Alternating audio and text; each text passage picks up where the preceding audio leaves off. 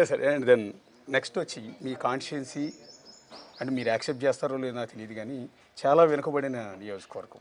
ఎందుకంటే కోసిగి లాంటివి అత్యంత తక్కువ నిరక్షరాస్యత ఉన్న గ్రామం మీ దగ్గర ఉంది. బోర్డర్ గ్రామం అత్యంత నిరక్షరాస్యత పొట్ట చేత పట్టుకుని బతకడం కోసం ఈ రోజుకి గుంటూరుకి వెళ్ళి మిర్చి తొడుములు ఒలుచుకునే పనిలో కూలీలుగా బతుకుతూ ఉన్నారు. అట్లా మిగిలిన చోట చూస్తే కరువు వల్ల పంటలకు భూములకు నీళ్లు అందక వాళ్ళందరూ కూడా వలసలు వెళ్ళిపోతున్నారు బెంగళూరుకి, చెన్నైకి, హైదరాబాద్కి. సో ఇలాంటి కాన్స్టిట్యున్సీని ఎలా డెవలప్ చేస్తారు, ఎలా వాళ్ళ జీవితాలను ఎలా మారుస్తారు? కాన్స్టిట్యున్సీని డెవలప్ చేయాలని 6 లిఫ్ట్ ఇరిగేషన్ తేవడం జరిగింది.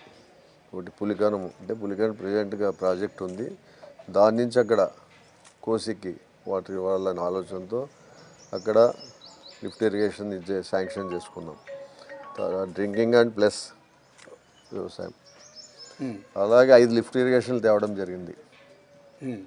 ఒకటి మంత్రాలయం, ఇంకొకటి కోసిగి, ఇంకోటి మళ్ళీ కోసిగిలోనే ఒకటి ఆలివి అంటే కౌతాల మండలం, అంటే 2 కోసిగి మండలానికి ఇవ్వడం జరిగింది. ఎందుకంటే వెనకబడిన మండలం అనే ఆలోచనతో దానికి ఎక్కువ ప్రాధాన్యత ఇచ్చి దానికి 2 లిఫ్ట్ ఇరిగేషన్లు ఇవ్వడం జరిగింది.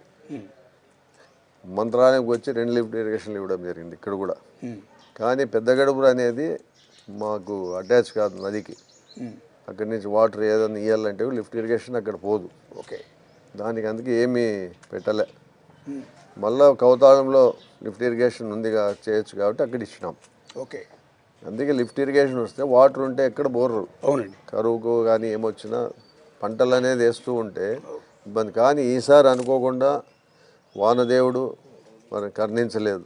దానికోసం ప్రతి ఒక్కరు నా నియోజకవర్గమే కాదు ప్రతి నియోజకవర్గాల్లో వలసలు పోవడం జరిగింది. వెళ్ళి మిగిలిన చోట్ల కూడా వెళ్ళారు, అది కాదని రాష్ట్రం ఒక విధంగా చెప్పాలంటే రాష్ట్రంలో చాలా నియోజకవర్గాల నుంచి ఇట్లా బతకడానికి వెళ్ళారు. వాటిని ఇప్పుడు కూడా ఆపలేకపోతున్నారు. కాకపోతే దానికి సొల్యూషన్ మీరు అన్నట్టు వాటర్ తీసుకురావటం, బీడు భూముల్ని మంచి భూముల కింద మార్చి పంటలు పండించే అవకాశం కల్పిస్తే ఎవరు కూడా దగ్గర 10,000 ఎకరాలు పడతాయి ఇప్పుడు. అది ఓకే, ఈ 5 లిఫ్ట్ ఇరిగేషన్లు 10,000 ఎకరాలు నీళ్లు పారుతాయి. 10,000 ఎకరాలు నీళ్లు పారుతాయి అంటే ఇంక వాళ్ళు ఎక్కడ పోవాల్సిన అవసరం లేదు. పంటలు వేస్తూనే ఉంటారు, రైతులకి ఇక్కడే పని ఉంటుంది.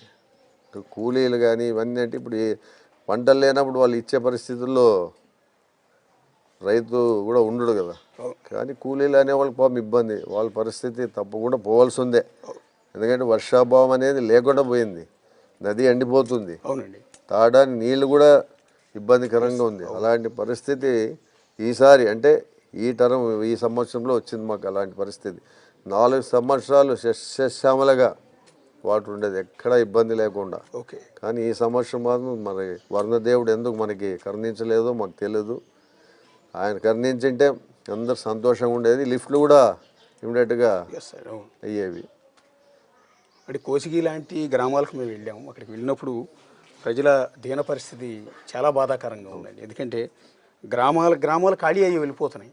జస్ట్ ఎవరో మరీ నడవలేని వాళ్ళు, అడుగు కూడా వేయలేని ముసలి వాళ్ళని వదిలేసి వీళ్ళందరూ పొట్ట చేత పట్టుకుని వెళ్ళిపోతూ ఉన్నారు. అదే వాళ్ళ పరిస్థితి చెప్తే వర్షాభావం లేక ఎవరు ఇంత వలసలు పోరు. కొంతవరకు వలస పోతారు, అప్పుడు వర్షాలున్నా లేకున్నా కొంతవరకు వలసలు పోతారు.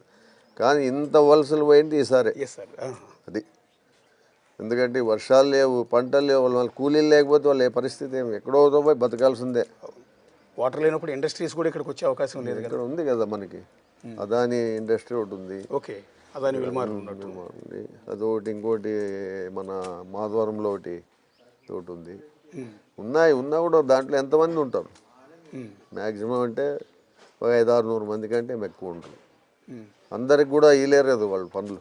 చదువుకున్న వానికి, పని చేయడానికి, ఫిట్టరు, ఎలక్ట్రీషియన్ ఇట్లాంటివి ఉంటాయి వాళ్ళ దాంట్లో. కూలీలు అనేది తక్కువ. అందుకే ఎంతమంది వాళ్ళు తీసుకోగలరు? Only 500 members. 500 అంటే 1000 మంది కంటే ఎక్కువ తీసుకోలేరు.